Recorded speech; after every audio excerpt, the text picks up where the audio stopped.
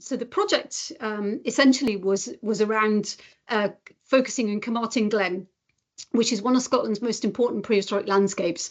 And the museum, located right in the heart of the Glen, opened to the public in 1997 to celebrate this amazing archaeology.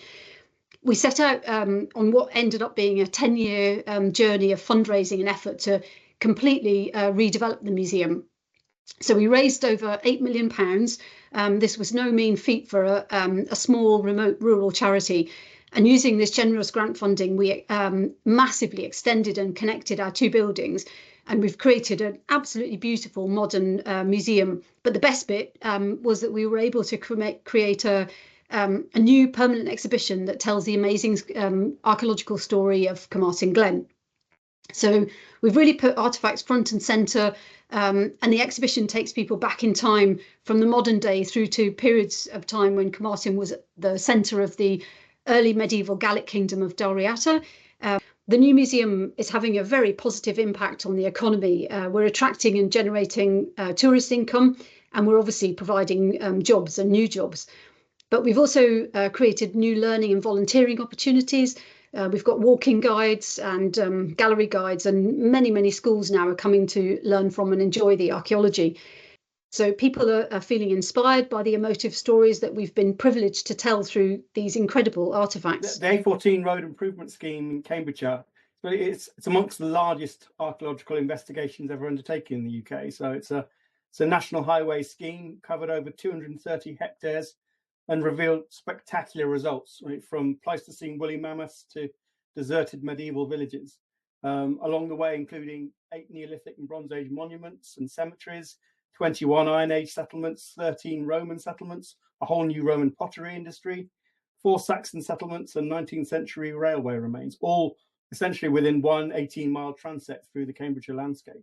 And the whole programme was a huge collaborative team effort led by Mola Headland Infrastructure, alongside many other archaeological contractors, alongside working with many universities, local museums and heritage societies, and all with close cooperation and guidance from the Cambridgeshire Historic Environment. The project has also had considerable impact, I'd say, on the people involved within it, so including the internal staff training and development.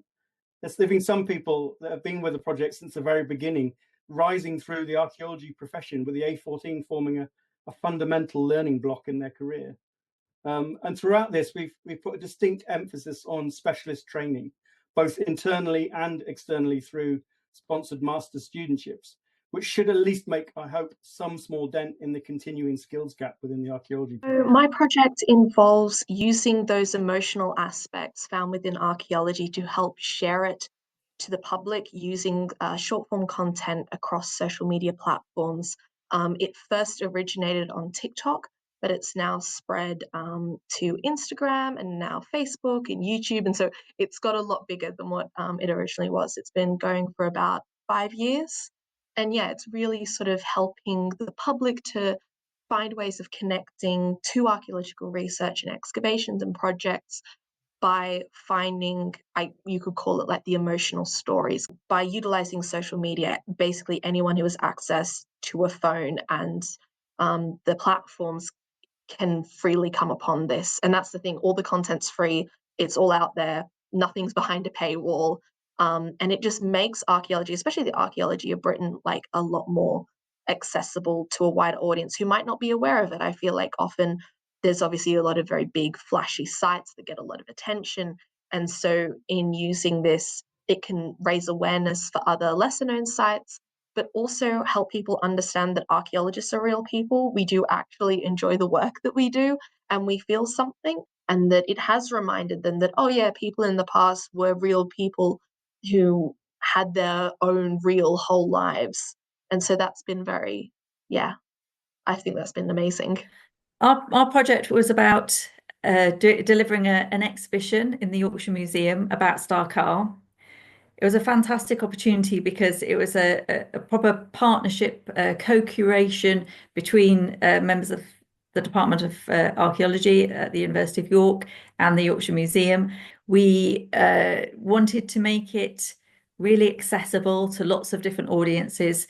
So we designed it to have lots of replica artifacts of some of the things that were on in the exhibition, and some 3D models.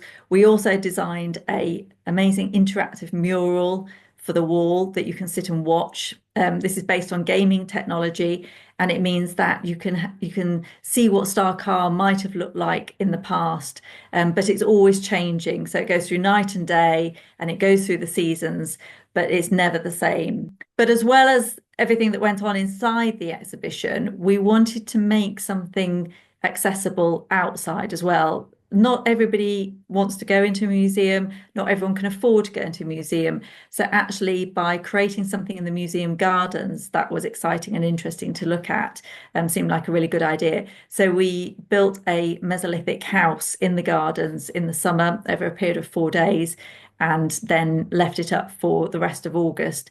And we had lots of activities going on around that, including bushcraft and activities for school children, storytelling, so that people could access the Mesolithic for free. Our project is the Moss Farm pile dwelling settlement. It's an excavation in a brick pit in Whittlesea near Peterborough.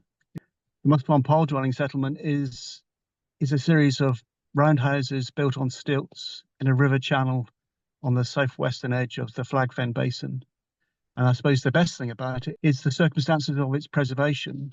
It was built, it lasted about 9 to 12 months, and it burnt down, and all of the settlement and all of its inventory fell to the bottom of the river channel and were preserved in the silts. Things that really stand out for me is the implications for Bronze Age studies in not just in Britain, but in Europe. And I think the other implication was that we wanted to share the excavation of the site and share what it was to dig a beautifully preserved site, the Pompeii of the Fens, and have it pretty much live. The idea that we might have changed the whole perception about what Fenland archaeology is about.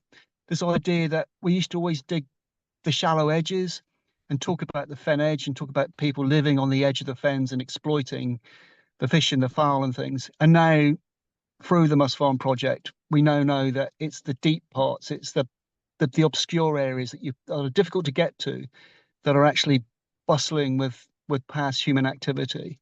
And I think that's transformed that landscape. Just Little Root is an ongoing project. It's a social media platform, and it was designed entirely with the idea in mind that I wanted to widen participation both in higher education and ultimately in archaeology, because that's what I was doing.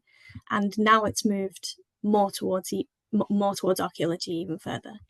Initially, I wanted to sort of give back because I applied to a prestigious university from not really knowing what I was doing, from a state school in the northwest of England, and I wanted to try and demystify that same transition for other people. I would say, amassing subscribers is what I'm proud of, but in reality, that's a lot less what I'm proud of than the real impacts that I see, both every day in my job, but also in other people online who comment on what I do and who watch it and just get some sense of either enjoyment or they actually learn something.